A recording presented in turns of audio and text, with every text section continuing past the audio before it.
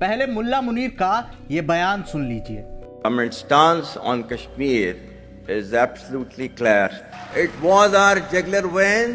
It is our jugular vein. फिर हमारे विदेश मंत्री जयशंकर साहब का ये बयान सुन लीजिए। I think the path we are waiting for is the return of the stolen part of Kashmir, which is on the under illegal Pakistani occupation. When that's done, I assure you, Kashmir solved.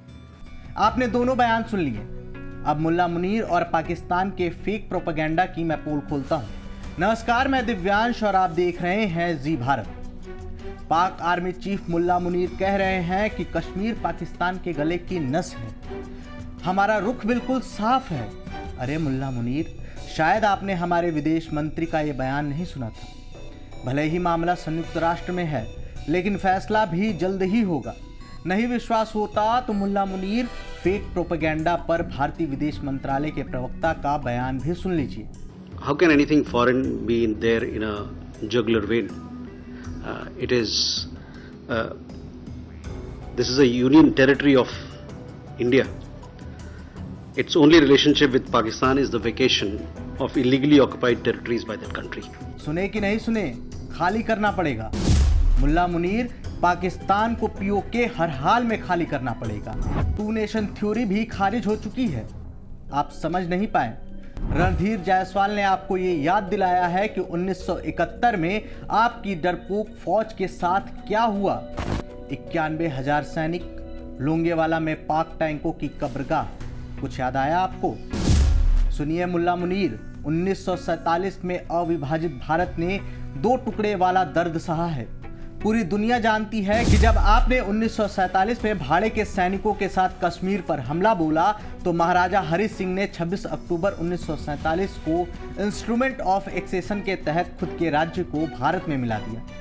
फिर भी आपके भाड़े के सैनिकों ने उस समय कत्लेआम मचाया, हजारों पुरुषों, महिलाओं और बच्चों को मार डाला, उनके साथ गंदे गंदे काम किए। लाखों लोगों को अपनी जान बचाने के लिए घरों से भागने पर मजबूर होना पड़ा। मुल्ला मुनीर, आपकी फौज और आपके पाले हुए आतंकी कल भी दहशतगर्द थे और आज भी हैं। बताया जाता है कि अकेले मीरपुर में 18,000 लोगों को क्रूरतापूर्वक मार दिया गया, जबकि गांव की आबादी ही 25,000 थी। 25 से 27 नवंबर तक यानी 3 दिन तक 3,500 लोग गंभीर रूप से घायल हो गए थे। यानी आपने एक गांव की 70 से 80% आबादी को खत्म कर दिया। फिर भी आपने एबटाबाद में नरसंहार की तैयारी की। हाँ, वही एबटाबाद जहां पर दुनिया के सबसे वांटेड आतंकी ओसामा बिन लादेन को आपने छिपाया था, जहां अमेरिकी सेना ने उसे मार गिराया। एबटाबाद में भाड़े के सैनिकों ने निर्दोष लोगों के खिलाफ युद्ध छेड़ दिया।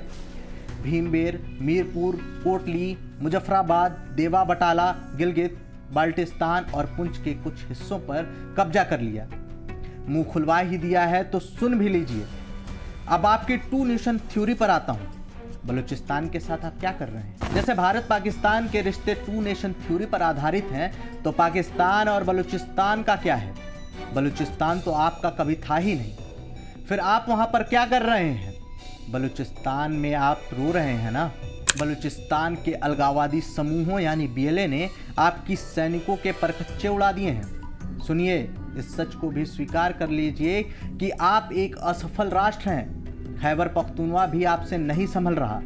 खुद शांति से रहना है तो बांट दीजिए अपने देश को, जिस बात का जिक्र खुद पाकिस्तान के पूर्व प्रधानमंत्री इमरान खान कर चुके हैं। उन्होंने ये बातें यूं ही नहीं कही थी, उनकी बातों में कहीं न कहीं सच्चाई थी, क्योंकि बलूचिस्तान और खैबर पख्तूनवा धीरे धीरे पाकिस्तान के हाथ से निकल चुका है मुल्ला मुनीर। पीओके भी पाकिस्तानी सेना के कंट्रोल से बाहर है। मैं आपको आज कहता हूँ, पाकिस्तान के 3 हिस्से होंगे, जो कि आप आम इनके थिंक टैंक्स, हिंदुस्तान के थिंक टैंक्स में देख लें। बाहर जो सारे बलूचिस्तान को अलहदा करने के प्लान हैं, इनके प्लान बने हुए हैं। तो ये इस वक्त अगर सही फैसले नहीं किए जाएंगे, मुल्क खुदकुशी करने पे जा रहा है। पीओके पर यह मत सोचिएगा कि आप उस पर कब्जा कर लेंगे। इमरान खान ने 3 साल पहले एक इंटरव्यू में इस बात का जिक्र किया था। मुल्ला मुनीर, भारत में आज़ादी से पहले अंग्रेजों ने यहाँ बहुत गंदी भूमिका निभाई है।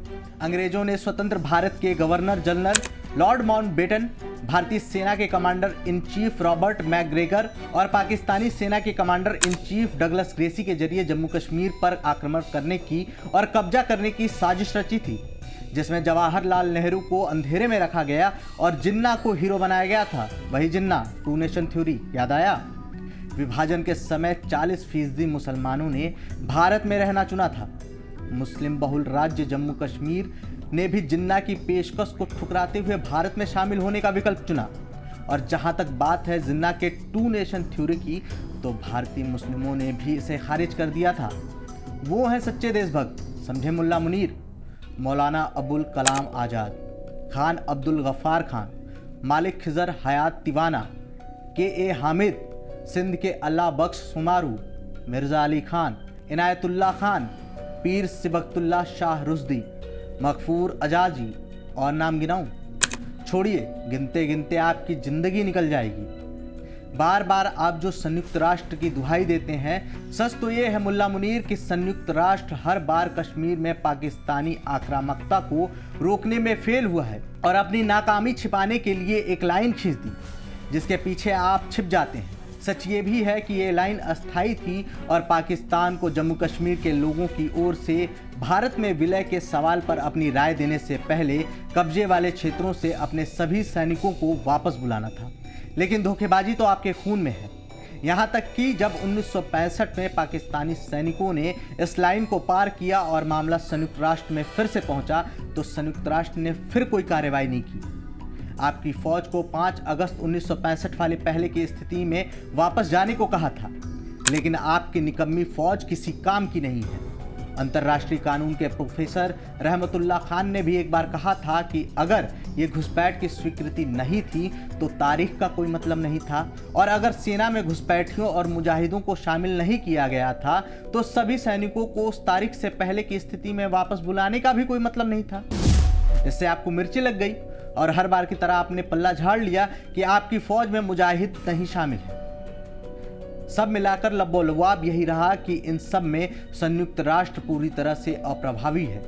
ये सब जानते हुए कि स्वतंत्र भारत की सीमा उत्तर पश्चिम में अफगानिस्तान के वाखान गलियारे से मिलती थी और उत्तर में चीन अधिकृत तिब्बत से लगती थी, यानी पाकिस्तान की चीन के साथ कोई सीमा लगती ही नहीं थी। आज पाकिस्तान ने जम्मू कश्मीर में लगभग 18,000 वर्ग किलोमीटर भारतीय क्षेत्र पर अवैध कब्जा कर रखा है। 1963 में तथाकथित चीन पाकिस्तान सीमा समझौता के तहत भारत की जमीन आपने चीन को सौंप दी। सही कहा था विदेश मंत्री एस जयशंकर ने कि आप दोस्त बदल सकते हैं लेकिन पड़ोसी नहीं। कितनी अजीब बात है कि 1970 में पाकिस्तान ने पीओके को 2 भागों में विभाजित कर दिया, पहला जम्मू कश्मीर और दूसरा गिलगित बाल्टिस्तान। यहाँ ये ध्यान रखना जरूरी है कि पाकिस्तान कश्मीर वाले हिस्से पर ही दावा करता है जहाँ कोई आज़ादी नहीं है। ये उन लोगों का दुर्भाग्य है जो पाकिस्तान के कब्जे वाले जम्मू और कश्मीर में रह रहे हैं, राजनीतिक, आर्थिक और सामाजिक शोषण का सामना कर रहे हैं।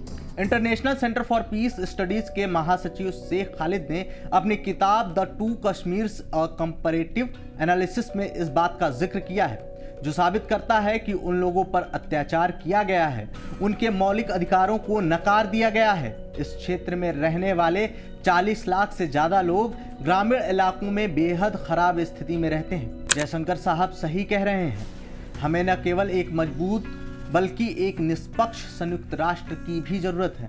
ये पूरी मीडिया और भारत के लोग जानते हैं मुल्ला मुनीर कि आपका ये भाषण बताता है कि आपने शरीफ के नेतृत्व वाले सरकार की नहीं बल्कि खुद के नेतृत्व वाली पाकिस्तानी सेना की बात की है, जो देश को नियंत्रित करती है। आपके बयानों से ये भी साफ है कि पाकिस्तान में कभी भी लोकतंत्र मजबूत नहीं हो सकता। मुल्ला मुनीर, जो आपने तकरीर पढ़ी है उससे मुझे आपकी एक कहानी याद आ गई। मुनीर साहब रावलपिंडी के एक प्रसिद्ध धार्मिक परिवार से आते हैं। आपके पिता एक मस्जिद में इमाम थे और आपने खुद एक मौलाना हाफिज़ खलील अहमद के मदरसे में कुरान की पढ़ाई की है।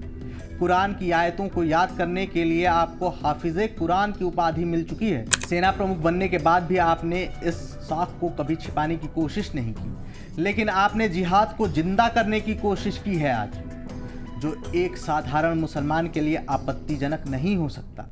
लेकिन जब आप इसे देश के राजनीतिक, सैन्य और कूटनीतिक मामलों के लिए इस्तेमाल करेंगे तो इससे सवाल खड़े होते हैं मुल्ला मुनीर। कुल मिलाकर पाकिस्तानी सेना का उद्देश्य और सिद्धांत शहीद या गाजी बनना है। आप सेना प्रमुख से ऐसी भाषा की उम्मीद नहीं कर सकते, लेकिन ऐसी सेना जो लश्कर, जैश और हिजबुल जैसे आतंकी संगठनों को बढ़ावा देती है और इसे दायित्व मानती है, उससे क्या ही उम्मीद कर सकते हैं। ये दावे ये भी बताते हैं कि पाकिस्तानी सेना का पूरी तरह से इस्लामीकरण हो चुका है। मुल्ला मुनीर, आज आप एक निराश व्यक्ति हैं, मान लीजिए। शायद आपकी उम्मीद यही है कि इस्लामवादी बयानबाजी से टीटीपी और बलूचों का आतंक रुक जाए, विध्वंस रुक जाए, पर आप नाकाम हैं। इस वीडियो में सिर्फ इतना ही, और आप मुल्ला मुनीर को और पाकिस्तान को क्या संदेश देना चाहेंगे कमेंट बॉक्स में ज़रूर बताएं। और अपने चैनल को ऐसे ही प्यार देते रहें, क्योंकि आगे अभी पोल हम ऐसे ही खोलते रहेंगे, समझे कि नहीं। जी भारत।